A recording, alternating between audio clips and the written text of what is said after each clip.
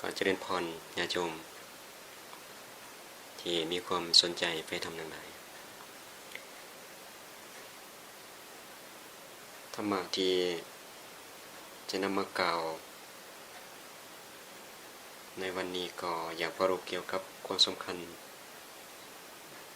ของธรรมวินัยที่พระองค์ได้ประกาศไว้ดีเดียวเพื่อใจเฮาได้มีศรัทธาหลายขึ้นในการประพฤติการปฏิบัติตามอยู่ในมหาปรินิพพานสูตรนี้ได้กล่าวถึงอริยบุคคลนี่มีอยู่ในธรรมวินัยนี้เท่านั้นซึ่งได้ตัดเรื่องนี้กับสุปัฏฐปริภาสกสุปัฏฐปริภาสกนี่ก็ไปถามถึงเจ้าลัทธิต่างๆเหตุให้สุปัฏฐปริภาสกนั่นเองมีความสงสัยกับเรื่องนี้ก็เข้าไปถามพระสัมมาสัมพุทธเจ้าตรัสถามว่า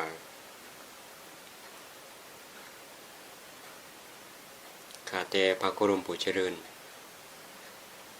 สมณพราหมณ์เหล่านี้เป็นเจ้าหมู่เจ้าคณะเป็นคณาจารย์ที่มีชื่อเสียงมียศเป็นเจ้าลัทธิส่วนทั้งหลายนี่กล่าวกันว่าเป็นคนดีคือบุรณกัสสปะมัคคิริโคสารอาสิตาเกสาคัมพลปากุทธะคัจจยนะสันไสเวรันตบุตรนิโคนนาถบุตรสำหรับพราหมณ์เหล่านั้นทั้งหมดเนี่ยได้ตรัสรู้ตามปริญญาของตนตามปฏิญญาของตนหรือบ่หรือว่าทั้งหมดเนี่ยบ่ได้ตรัสรู้หรือว่าบางพวกเนี่ยบ่ได้ตรัสรู้กัน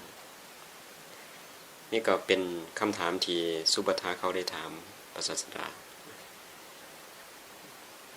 พระองค์ก็ทรงตรัสว่า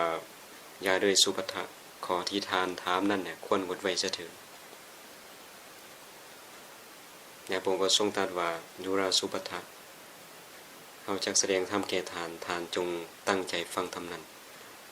จงใส่ใจให้ดีเขาจะกล่าวและพระองค์ก็ตรัสว่าดูราสุปัฏฐะในธรรมวินัยใดบ่มีอริยมรรคประกอบด้วยองค์แปดในธรรมวินัยนั้นเนี่ยบ่มีสมณะที่หนึ่งสมณะที่สองสมณะที่สามสมณะที่สี่ในธรรมวินัยใดมีอริยมรรคประกอบด้วยองค์แปดในธรรมวินัยนั้นมีสมณะที่หนึ่งสมณะที่สองสมณะที่สามสมณะที่สี่ดุราสุปัฏฐะในธรรมวินัยนี้มีอริยมรรคประกอบด้วยองค์แปดในธรรมวินัยนี้เท่านั้นมีสมณะที่หนึ่งสมณะที่สองสมณะที่สามสมณะที่สี่ลัทธิอื่นๆวางจากสมณะผู้รู้ทั่วถึงก็ภิกขุเหล่าใดเป็นผู้มีความเป็นอยู่โดยชอบโลกก็จะบ่วางจากภาระทั้งหลายและพระองค์ก็ได้ตรัสต่อว่าเฮาโดยใบได้29 ปีบวชแล้วตามแสวงหาอยู่ว่าอันใดเป็นกุศลอันใดเป็นกุศลเฮาบวชมาแล้วนี่51 ปียังบ่มีแม้แต่สมณะที่หนึ่งผู้แสดงธรรมเป็นเครื่องนำออกจากทุกข์ภายนอกธรรมวินัยนี้บ่มีแม้แต่สมณะที่สองสมณะที่สามสมณะที่สี่ลัทธิอื่นวางจากสมณะผู้รู้ทั่วถึงก็ภิกขุเราใดมีความเป็นอยู่โดยชอบโลกก็จะบ่วางจากภาระทั้งหลายนี่ก็ได้ตัดชัดเจนกับสุภัททะที่เขาไปถามนี่ก็เป็นคำตอบว่าถ้าศาสนาใดที่บ่มีอริยมรรคประกอบด้วยองค์แปด ศาสนานั้นนี่ก็บ่มีอริยบุคคลบ่มีแม้กระทั่งโสดาบันสกทาคามีอนาคามีพระอรหันต์ก็จะบ่มีในศาสนานั้นในธรรมวินัยนั้นและพระองค์ก็ทรงตรัสกับสุปัฏฐาว่าในธรรมวินัยนี้เท่านั้นมีอริยมรรคประกอบด้วยองค์แปดนี่เป็นการบอกที่ชัดเจนว่ามีแต่ในธรรมวินัยที่พระองค์ทรงตรัสสอนเท่านั้นมีอริยมรรคประกอบด้วยองค์แปดหรือว่าให้สั้นก็คืออริยมรรคนี่มีอยู่ในพุทธศาสนาเท่านั้นอยู่ในคำสอนของพระพุทธเจ้าเท่านั้นเมื่อมีอริยมรรคมีองค์แปดแล้วก็ยังมีสมณะที่หนึ่งสมณะที่สองสมณะที่สามสมณะที่สี่ส่วนลัทธิอื่นนั่นแหละพระองค์ตรัสว่าวางจากสมณะผู้ฮู้ทั่วถึงและพระองค์ก็ได้ย้ำว่าก็ภิกขุเดาใดมีความเป็นอยู่โดยชอบโลกก็จะบ่วางจากพาฐานทั้งหลายนี่ก็เป็นความสำคัญเมื่อเราได้ฟังประสูตรนี้แล้วก็เฮ็ดให้เพิ่มความมีศรัทธานะได้เข้าใจประเด็นนี้แล้วก็จะเกิดศรัทธาหลายขึ้นว่าเฮาโชคดีเนี่ยที่ได้เกิดมาเป็นมนุษย์แล้วก็ได้มีศรัทธามีความเชื่อในธรรมวินัยที่พระเจ้าประกาศไว้แล้วนะแล้วก็ได้มีโอกาสปฏิบัติตามพระองค์นี่ถือว่าเป็น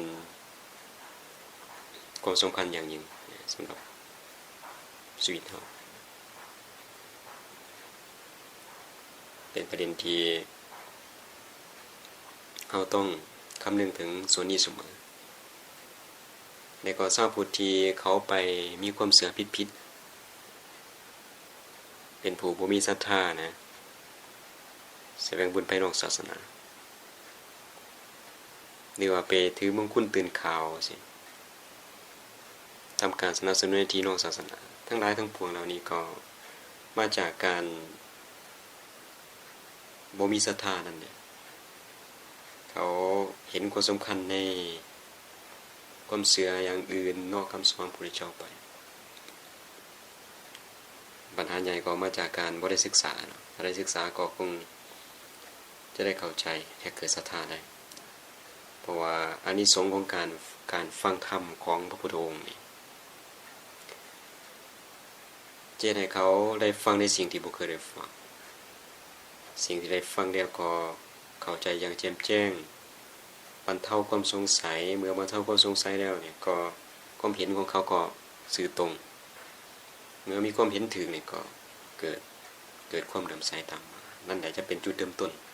ของการก่อให้เกิดศรัทธาเพราะนั้นในการศึกษาธรรมะของพระองค์นี่จึงเป็นเรื่องสำคัญแบบนี้